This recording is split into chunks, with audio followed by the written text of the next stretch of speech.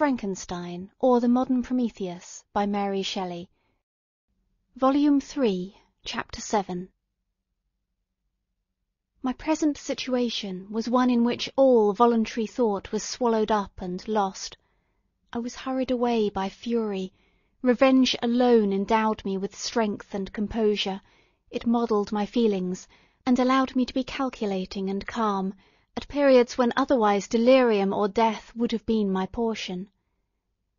My first resolution was to quit Geneva for ever.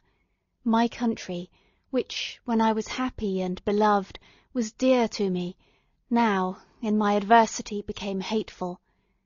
I provided myself with a sum of money, together with a few jewels which had belonged to my mother, and departed. And now my wanderings began, which are to cease but with death.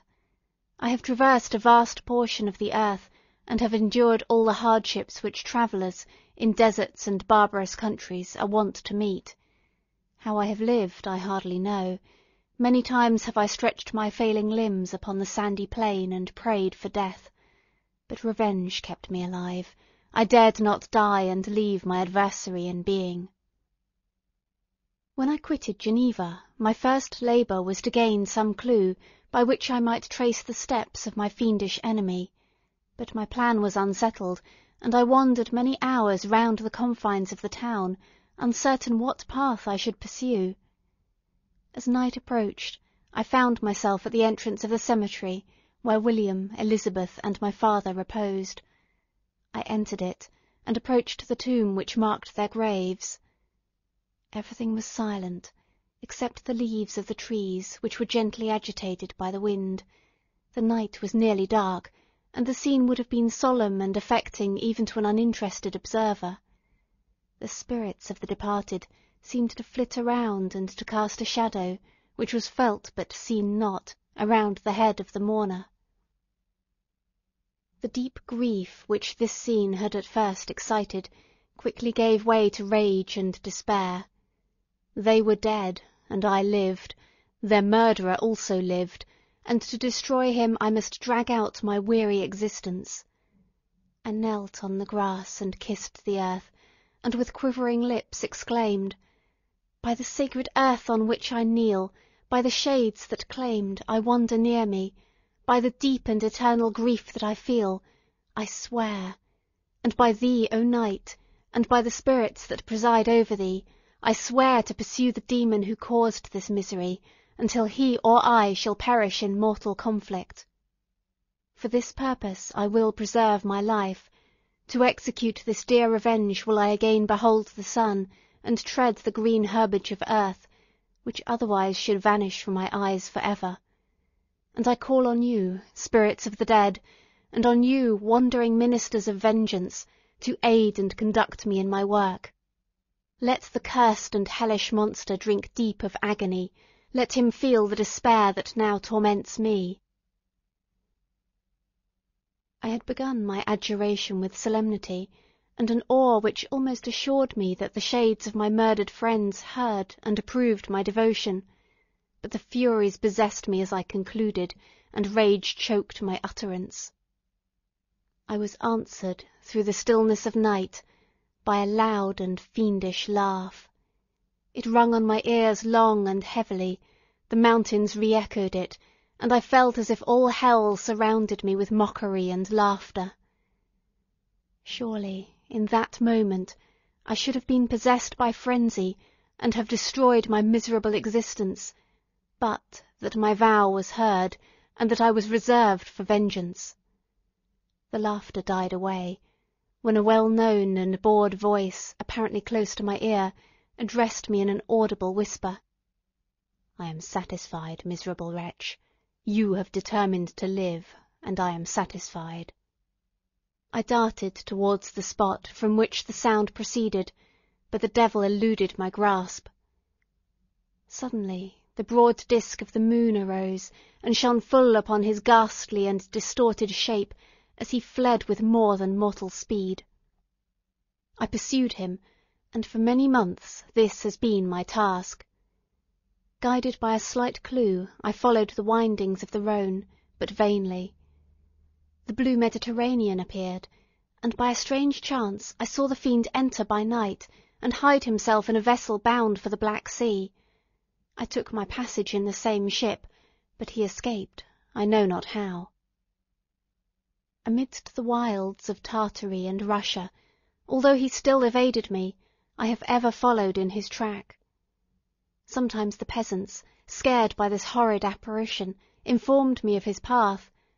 Sometimes he himself, who feared that if I lost all trace I should despair and die, often left some mark to guide me. The snows descended on my head, and I saw the print of his huge step on the white plain. To you, first entering on life, to whom care is new and agony unknown, how can you understand what I have felt and still feel? Cold, want, and fatigue were the least pains which I was destined to endure.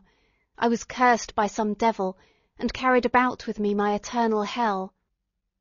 Yet still a spirit of good followed and directed my steps, and when I most murmured, would suddenly extricate me from seemingly insurmountable difficulties.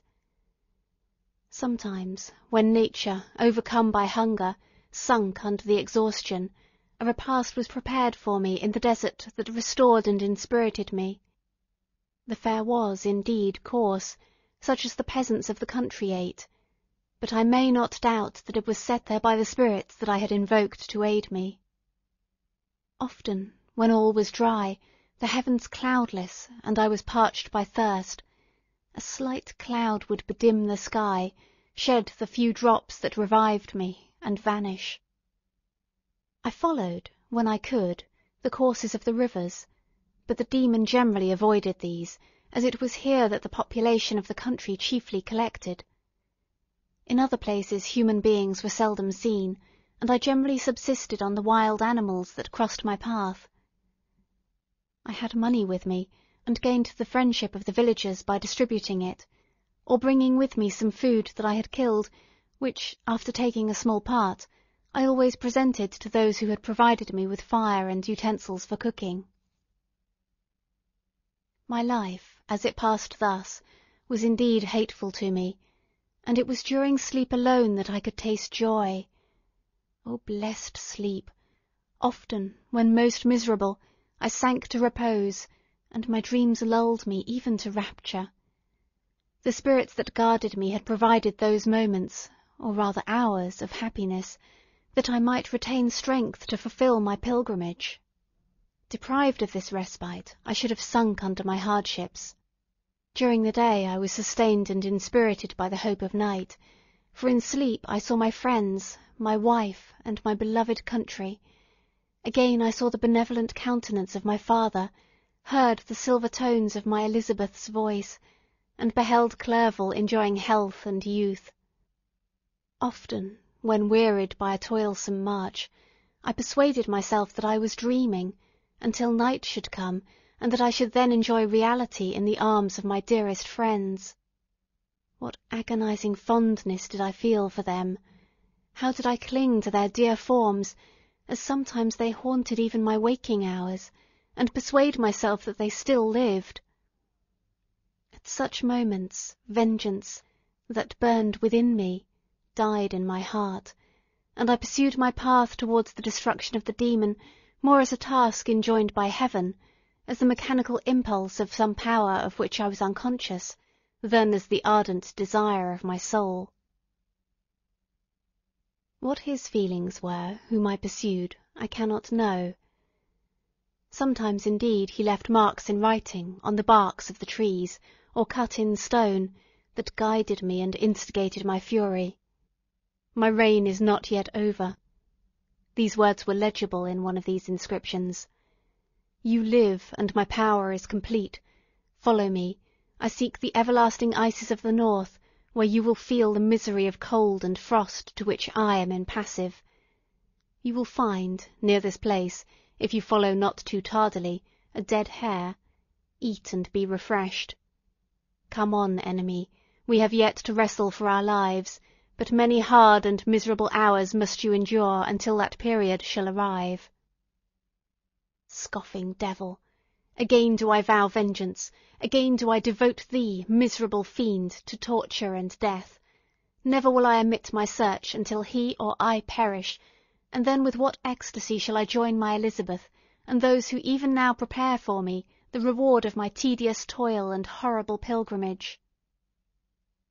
As I still pursued my journey to the northward, the snows thickened and the cold increased in a degree almost too severe to support. The peasants were shut up in their hovels, and only a few of the most hardy ventured forth to seize the animals whom starvation had forced from their hiding-places to seek for prey. The rivers were covered with ice, and no fish could be procured, and thus I was cut off from my chief article of maintenance. The triumph of my enemy increased with the difficulty of my labours. One inscription that he left was in these words: "Prepare, your toils only begin, wrap yourself in furs, and provide food, for we shall soon enter upon a journey where your sufferings will satisfy my everlasting hatred." My courage and perseverance were invigorated by these scoffing words. I resolved not to fail in my purpose, and, calling on heaven to support me, I continued with unabated fervour to traverse immense deserts, until the ocean appeared at a distance and formed the utmost boundary of the horizon.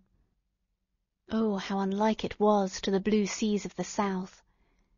Covered with ice, it was only to be distinguished from land by its superior wildness and ruggedness. The Greeks wept for joy when they beheld the Mediterranean from the hills of Asia, and hailed with rapture the boundary of their toils. I did not weep, but I knelt down, and with a full heart thanked my guiding spirit for conducting me in safety to the place where I hoped, notwithstanding my adversary's gibe, to meet and grapple with him. Some weeks before this period I had procured a sledge and dogs, and thus traversed the snows with inconceivable speed. I know not whether the fiend possessed the same advantages, but I found that, as before I had daily lost ground in the pursuit, I now gained on him, so much so that, when I first saw the ocean, he was but 1 day's journey in advance, and I hoped to intercept him before he should reach the beach. With new courage, therefore, I pressed on, and in 2 days arrived at a wretched hamlet on the seashore. I inquired of the inhabitants concerning the fiend, and gained accurate information. A gigantic monster, they said, had arrived in the night, armed with a gun and many pistols, putting to flight the inhabitants of a solitary cottage through fear of his terrific appearance. He had carried off their store of winter food, and placing it in a sledge, to draw which he had seized on a numerous drove of trained dogs, he had harnessed them, and the same night, to the joy of the horror-struck villagers, had pursued his journey across the sea in a direction that led to no land, and they conjectured that he must be speedily destroyed by the breaking of the ice, or frozen by the eternal frosts. On hearing this information, I suffered a temporary excess of despair. He had escaped me, and I must commence a destructive and almost endless journey across the mountainous ices of the ocean, amidst cold that few of the inhabitants could long endure, and which I, the native of a genial and sunny climate, could not hope to survive. Yet at the idea that the fiend should live, and be triumphant, my rage and vengeance returned, and like a mighty tide overwhelmed every other feeling. After a slight repose, during which the spirits of the dead hovered round and instigated me to toil and revenge, I prepared for my journey. I exchanged my land sledge for one fashioned for the inequalities of the frozen ocean, and purchasing a plentiful stock of provisions, I departed from land. I cannot guess how many days have passed since then, but I have endured misery which nothing but the eternal sentiment of a just retribution burning within my heart could have enabled me to support. Immense and rugged mountains of ice often barred up my passage, and I often heard the thunder of the ground sea, which threatened my destruction. But again the frost came, and made the paths of the sea secure. By the quantity of provision which I had consumed, I should guess that I had passed 3 weeks in this journey, and the continual protraction of hope, returning back upon the heart, often wrung bitter drops of despondency and grief from my eyes. Despair had indeed almost secured her prey, and I should soon have sunk beneath this misery, when once, after the poor animals that carried me had, with incredible toil, gained the summit of a sloping ice mountain, and one, sinking under his fatigue, died, I viewed the expanse before me with anguish, when suddenly my eye caught a dark speck upon the dusky plain. I strained my sight to discover what it could be, and uttered a wild cry of ecstasy when I distinguished a sledge and the distorted proportions of a well-known form within. Oh, with what a burning gush did hope revisit my heart! Warm tears filled my eyes, which I hastily wiped away, that they might not intercept the view I had of the demon. But still my sight was dimmed by the burning drops, until, giving way to the emotions that oppressed me, I wept aloud. But this was not the time for delay. I disencumbered the dogs of their dead companion, gave them a plentiful portion of food, and, after an hour's rest, which was absolutely necessary, and yet which was bitterly irksome to me, I continued my route. The sledge was still visible, nor did I again lose sight of it, except at the moments when, for a short time, some ice rock concealed it with its intervening crags. I indeed perceptibly gained on it, and when, after nearly 2 days' journey, I beheld my enemy at no more than a mile distant, my heart bounded within me. But now, when I appeared almost within grasp of my enemy, my hopes were suddenly extinguished, and I lost all trace of him more utterly than I had ever done before. A ground sea was heard. The thunder of its progress, as the waters rolled and swelled beneath me, became every moment more ominous and terrific. I pressed on, but in vain. The wind arose, the sea roared, and, as with the mighty shock of an earthquake, it split and cracked with a tremendous and overwhelming sound. The work was soon finished. In a few minutes a tumultuous sea rolled between me and my enemy, and I was left drifting on a scattered piece of ice that was continually lessening, and thus preparing for me a hideous death. In this manner many appalling hours passed. Several of my dogs died, and I myself was about to sink under the accumulation of distress, when I saw your vessel riding at anchor, and holding forth to me hopes of succour and life. I had no conception that vessels ever came so far north, and was astonished at the sight. I quickly destroyed part of my sledge to construct oars, and by these means was enabled, with infinite fatigue, to move my ice raft in the direction of your ship. I had determined, if you were going southward, still to trust myself to the mercy of the seas, rather than abandon my purpose. I hoped to induce you to grant me a boat with which I could pursue my enemy. But your direction was northward. You took me on board when my vigour was exhausted, and I should soon have sunk under my multiplied hardships into a death which I still dread, for my task is unfulfilled. Oh, when will my guiding spirit, in conducting me to the demon, allow me the rest I so much desire? Or must I die, and he yet live? If I do, swear to me, Walton, that he shall not escape, that you will seek him and satisfy my vengeance in his death. Yet, do I dare ask you to undertake my pilgrimage, to endure the hardships that I have undergone? No, I am not so selfish.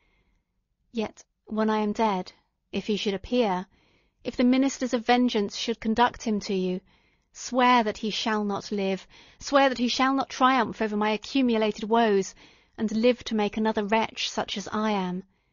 He is eloquent and persuasive, and once his words had even power over my heart, but trust him not.